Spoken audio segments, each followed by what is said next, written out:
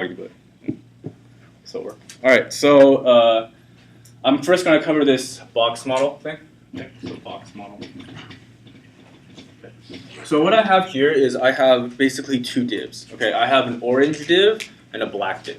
Okay, the orange div is enclosing the black div, as in like the black div is nested inside the orange one.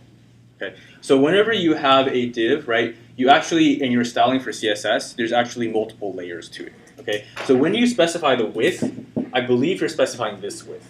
I don't believe it includes the border, though I kind of forget actually. I'm not 100% sure. But I do not think it includes the border. So if you were to add a border to a width of 100 pixels, right, let's say you added a border of 1 pixel, the entire width of the box, including the border, is like 102. Right, you have one on each side, okay? And then the width of including the margin is on top of that. Okay, so you can specify a left margin or a right margin or a top or a bottom margin, or you just specify a general margin, and then it's the same width all across. Okay, so you have to keep in mind that that is the actual like space that your div takes, and that is space that no other div will be able to occupy generally. Okay, will be able to occupy. So if you have one div like this, then the next one with its big margin will sit adjacent to it, right? If they are able to sit in line next to each other, okay? Or same thing with on top of each other. There's exceptions to that, like the vertical margin collapse stuff that you should have seen in the platform, which is when the margins of two vertical objects will actually like collapse so that it just keeps one of the margins instead. So to clarify, width is inside padding? Width is so the padding goes from here to like I guess like here. So it is outside the padding. So padding is inside the width. So width is at the border. Width is between the padding and the border. Okay, so if you set the padding inside a box, that causes the next item to have to sit within that padding. Okay, and then the border, I believe, should be outside. I'll have to confirm that. Does that make sense, everyone?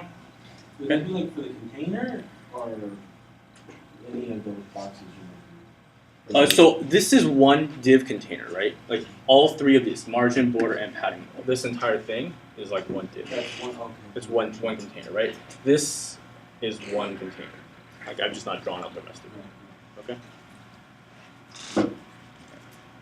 Make sense? Any questions? Okay. All right. The other one that I think is like difficult for people to understand initially is this difference between inline block, and block. Okay. So what I've always found the most helpful is actually just making this chart. Okay. So you just have to remember there's specific rules for each one. Okay. So the general idea of this is that when you have a block, okay, when you have a second block, it cannot sit to the side of it, right? It's always going to stack on top, right? A block has a specific width, it has a specific height, right? And then also it does not allow anything else to sit to the side. Okay, this is assuming you're not using any floats. Okay, this is float. And also, I do not want you guys to use floats. Okay, so there may be times you will need to use floats in the future, but for all the assignments that we give you, you do not need to use floats. And it's better practice for you guys to learn how to position things without using the floats. Okay? If you use float on the belt exam, you will get docked. So do not use floats. Okay. This is inline block. Okay. So an inline block, you're still working with blocks, right? But each one sits to the side of each other. So as long as it can fit within the containing container. Okay. So if I were to give a fourth block, it was also inline block, but it didn't fit in the container that contained all of them, then it would wrap around you on the block. Okay, but at least they're allowed to sit on the side as long as this is like big enough, then this would swing over here. Okay, so that's what happens with the inline block. Again, there's still a width and a height. The only difference is that it allows you to sit to the side, right? So this is why I say like a block forces a line break, right? And the difference is that the inline block does not force line break, but it still has all these other things. It has a top and bottom padding and margin. It has a height and a width. Okay. It also has a left and right padding and margin. The last one is inline. Okay. So when you have an inline,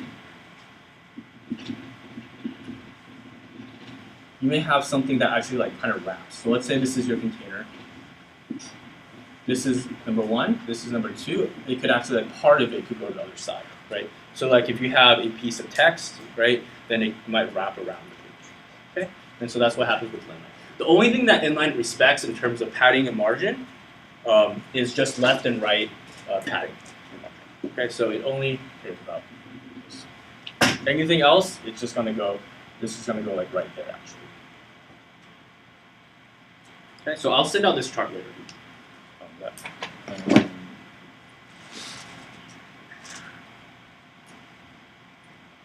have a question. Yeah. I did a inline block, and when I put a paragraph inside of one of them, it threw it out. You put a paragraph inside one of these. Yeah. Did you define a height and a width for it? Yeah. Mm. Yeah, I'm pretty sure because I already. So you're saying like the paragraph went like Like I put the text. paragraph went like this? Yeah. Yeah. So I mean, if you have a height and width and your content is like bigger than it, it'll still overflow outside. Okay. Yeah. So it won't like cut it off like from the bottom. Right. Yeah. And it won't automatically. But the adjust. paragraph won't cause us to move. It shouldn't cause us to move as long as you define the height and width. If you haven't defined a height and width, throwing a paragraph on it could cause it to like change shape a little bit. And you would have to define the height and width to all the blocks, or just the one? You generally would want to define a height and width for each block. Yeah. Anytime you're working with a block, you probably want to maintain the shape, and you should probably define the height and width. Yeah. At least for these static pages, that would be.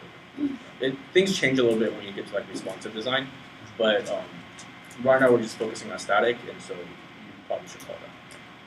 You have a question?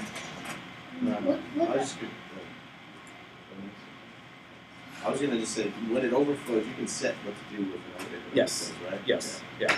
Yeah. You can tell it's like a line or whatever it is. What's your question? So what does the forced line break mean for each case? Forced line break means that so for the only one that forces a line break is block. Okay, that just means that you're after your block, there's a line break, so it has to drop below it. So this is like considered like a line break. So like anything else after the block must go underneath as opposed to staying to the side. It's kind of like when you have in like, I don't know if you've seen that like /n, right? When you have like text, right? That's like it's causing it to wraps, right? So I mean, kind of causing it to drop below. That's called line break. Okay. Any questions on this? Okay. All right. So I'm gonna do a demo now.